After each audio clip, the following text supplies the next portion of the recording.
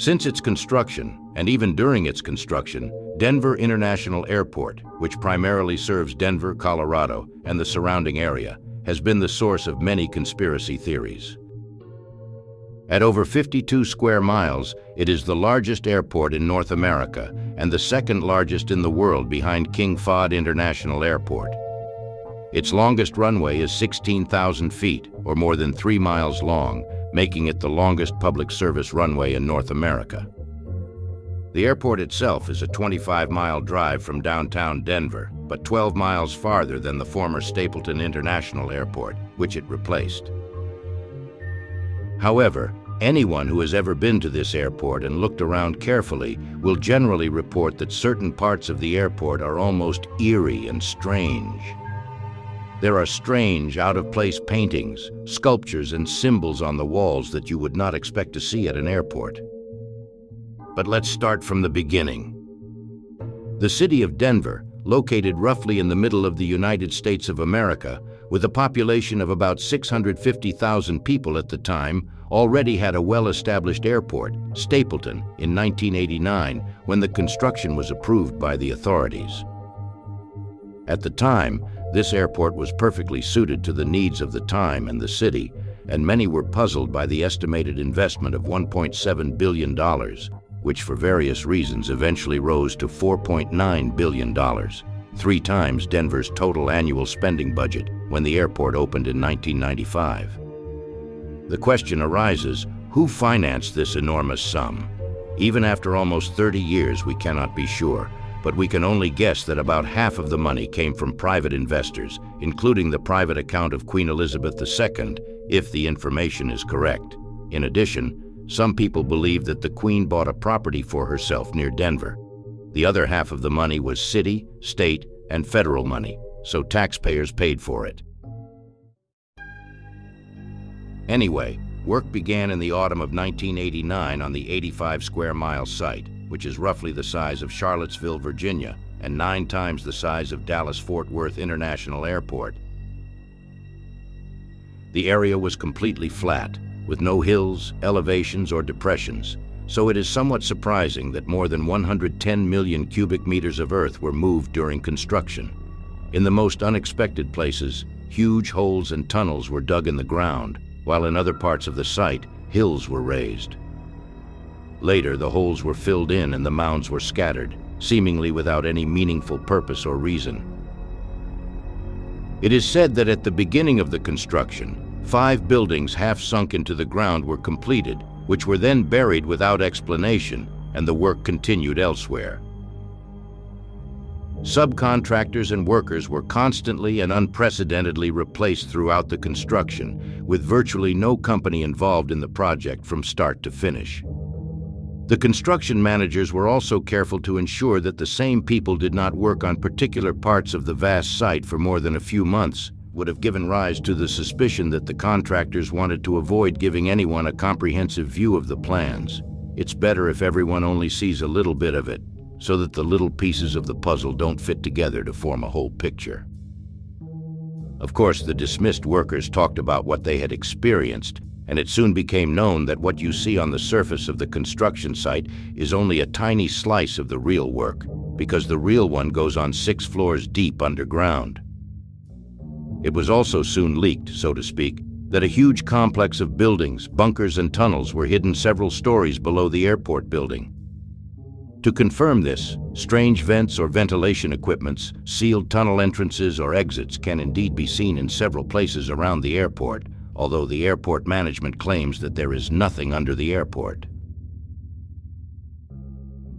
Yet some people are sure that the airport is the hub of a super-fast and super-secret underground rail network that spans North America, providing quick and hidden access to super-secure underground bunkers in the event of a catastrophe. The entire roof structure of the Denver International Airport's main building looks like a tent roof, although it is said to be shaped from the nearby Rocky Mountains from which it is modeled.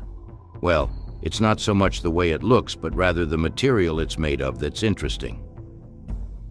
The roof, which covers an area of more than 6 hectares, is made of a special Teflon-coated glass fiber material that radars, satellites, and thermal cameras cannot see through. It is also interesting to note that the airport has built so many tanks for fuel reserves that their total capacity exceeds 10 million liters. What makes this so interesting? Well, the fact that airports with similar traffic have only half, or rather a third, of this volume. Why was it necessary to store so much more fuel here?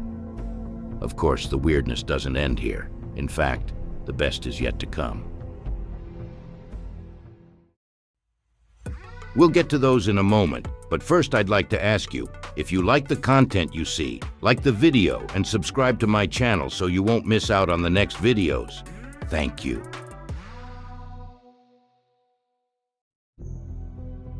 The airport, as I mentioned in the introduction, has a number of odd structures that simply do not fit in any airport. Let's start with the sculpture that has been placed next to the road that curves around the entrance to the airport. This statue of a horse, 10 meters high and weighing 4.5 tons, is more than a little strange. It's rather terrifying, I think. With its distinctive blue glowing color and burning red eyes, it immediately brings to mind the 4 horsemen of the apocalypse, described in the book of Revelation as harbingers of the end of days. Which horse the statue symbolizes, war, famine, disease, or death, is a matter of opinion, but perhaps it doesn't matter. The Denverites have nicknamed the statue Demon Mustang, or Blue Cipher, combining the words blue and Lucifer. But the oddities around the statue did not end there. The sculpture was commissioned by the airport from a Texas artist named Luis Jimenez. The sculptor made the piece out of a special fiberglass material, allegedly over a period of about 12 years. He was never able to finish his work. In the summer of 2006, as the sculptor was putting the finishing touches to his work, a huge piece of the sculpture broke off and fell onto the man's leg, cutting a club through his thigh. Jimenez bled to death within minutes in his own art studio. The sculpture was eventually completed 2 years later, probably thanks to Luis's students, and it cost the city $650,000. Just as an aside, so no one feels inadequate, I should note that in early June 2010, an 8-meter-high statue of Anubis was erected here, which is often mentioned on conspiracy theory sites, asking the question, why is there a need for a statue of the god of the dead at an airport? But the truth is that this was the year the Denver Airport Art Exhibition opened and welcomed the Pharaoh Tutankhamun exhibition with this statue. While the artwork did indeed spark vehement protests among some Denver residents, Andrea Fulton, communications director for the Denver Museum of Art, said the sculpture has been traveling the country for years and has been installed at several airports. But let's take a look inside the airport building itself. The central room is the Great Hall, which Masons call the Great Hall. Here we find the capstone with the symbol of this secret society, the square and compasses symbol.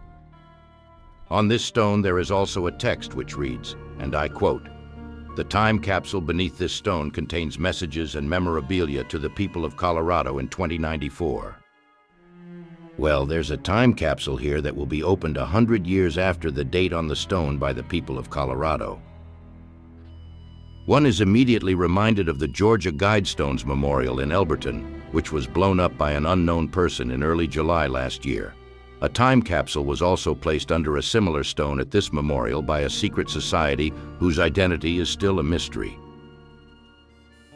The fact that this stone, and therefore obviously the airport itself, is indeed connected with the Freemasons is illustrated not only by its symbol, but also by the text of the stone, which bears the names of 2 Grand Masters of local Masonic lodges.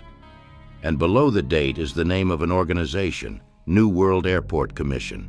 This organization is said to have been in operation for only 1 week until the plaque was commissioned. It does not take a genius to draw parallels between this strange-sounding organization, the New World Order, which has been heralded so many times, and the Freemasons. Also, just for completeness, there is a stainless steel arm protruding from the keystone with a plaque at the end bearing the Masonic symbol and a dotted surface next to it. Who knows why, but for a while the idea lingered that this might be some sort of control panel operated by the right person or people at the right time. But it doesn't take much sense to recognize the braille on it, which allows blind people to read what is written on the stone. But the weirdness at Denver Airport is far from over. Here are two gargoyle sculptures that are so bizarre that one might well ask, what are they doing at an airport? Why are such terrifying figures on display? Both statues are curled up in an open suitcase or briefcase with their pointed tails sticking out. The mouth of one is closed. The mouth of the other, which is more like a beak, is open, but both stare down at the passengers with their tongues outstretched, their heads propped up by their arms. I find this more than bizarre. And now let's turn to perhaps the most famous part of the airport, those strange paintings that would surprise us even in a museum, let alone at an airport. The paintings were commissioned in 1995 by muralist Leo Tanguma, and once completed, they were placed in the Western and Eastern luggage collection. Some works are divided into two sections, separated by a door. One of the images, entitled "In Peace and Harmony with Nature," depicts the destruction of the environment. It is a horrific scene. The great auk and the North American passenger pigeon, now extinct, are shown in a display case, while a third display case contains the resplendent quetzal, with a sign below it indicating that this species is not yet extinct. At the bottom of the picture are two dead women and a little girl lying in coffins, with children weeping over them. The little girl in the coffin is wearing a Jewish star on her dress and holding a red Bible in her hands. In the other two coffins lie a native woman and a Mayan woman. Their coffins are surrounded by the dead carcass of a big cat. One of the girls is holding a relief with a head on the left and the right side, from whose mouths, perhaps flames, burst out. And on the left side of the picture is a turtle entangled in a net, perhaps dead.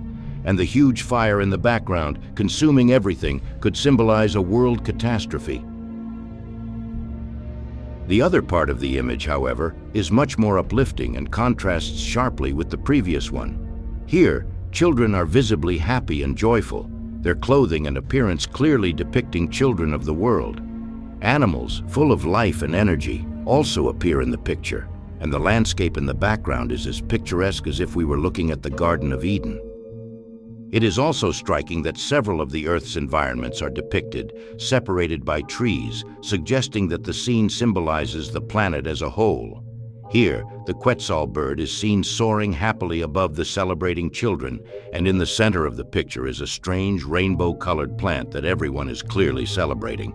It probably represents the sprouting of new life. Another picture again shows a scene of a dark future. A giant soldier in a green uniform wearing a gas mask is pinning a dove of peace to his sword, holding a bayonet machine gun in his other hand. Below him, a small child clutching a teddy bear lies curled up on a pile of bricks, with another blonde child next to her and a colored child at a distance. To the left of the picture, a line of people dressed in rags pass by. The most dominant of them is a weeping woman holding her dead child in her arms. To the right of the picture is a ruined building, perhaps a church, also a reference to the end of the world. And below the church, in the bottom right corner of the picture, almost hidden, you can see a sheet of parchment or paper. A quote is written, which reads, "I was once a little child who longed for other worlds, but I am no more a child, for I have known fear. I have learned to hate. How tragic then is youth which lives with enemies, with gallows ropes. Yet I still believe I only sleep today, that I'll wake up, a child again, and start to laugh and play." At the bottom of the picture is the name of the author, 14-year-old Hannes Hockenberg, and below that he died in Auschwitz concentration camp on the 18th of December, 1943. Perhaps there is some hope in the other half of the picture, which shows world peace itself. The swords wrapped in the paired flags of once enemy nations such as British Irish, Iraqi Iranian, Russian American, Chinese Taiwanese, etc., clearly symbolize the joy of coming together, while the ribbon snaking around them reads peace in many of the world's languages. And the soldier in the previous painting lies dead at the bottom of the painting, while the previously slain dove, resurrected from the dust, now sits with its mate. The soldier's sword is held joyfully by the figures in the middle, signifying victory over evil. In the bottom right-hand corner of the painting are three words in English: war, violence, hate, which on the cracked platform signal that all this evil is about to be undone.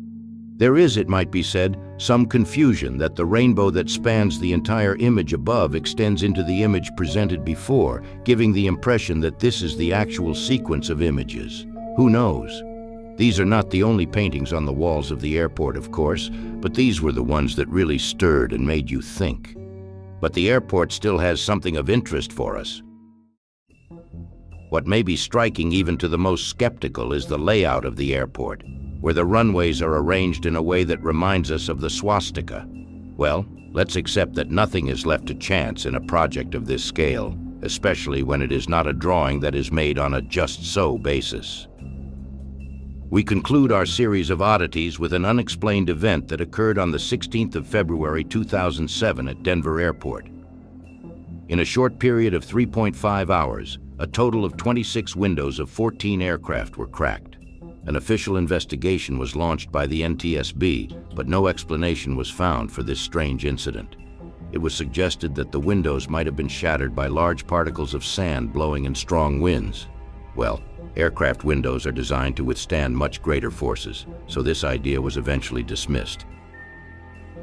However, independent investigations have concluded that it was the very high and very low frequency sounds which were repeatedly detected and emanated from the airport that caused the particular incident, and the source of the sound waves was found below the surface. It is likely that these same vibrations are responsible for the frequent sickness and headaches of airport workers, if this information is to be believed. There are many oddities about Denver Airport, and as with all conspiracy theories, we are left to guess again. However, the facts you have heard and seen are particularly thought-provoking. Is there really a secret bunker for the world's elite, several stories below the airport, which could be a sort of refuge for them in the event of a world disaster? Or is it, as some believe, the new secret headquarters of the CIA itself lurking beneath the surface? Or is there something else going on deep down that is beyond the ken of the uninitiated? Good question. I've tried to give you an introduction in this video and gather all the information I could find on the subject, so I hope you don't feel the lack of anything. Be sure to write in the comments what you think about what you have seen and heard. Don't forget to check back for my previous videos, because I'm sure you'll find some interesting content for yourself, and subscribe to my channel so you won't miss out on upcoming videos. Thanks for your attention. Bye.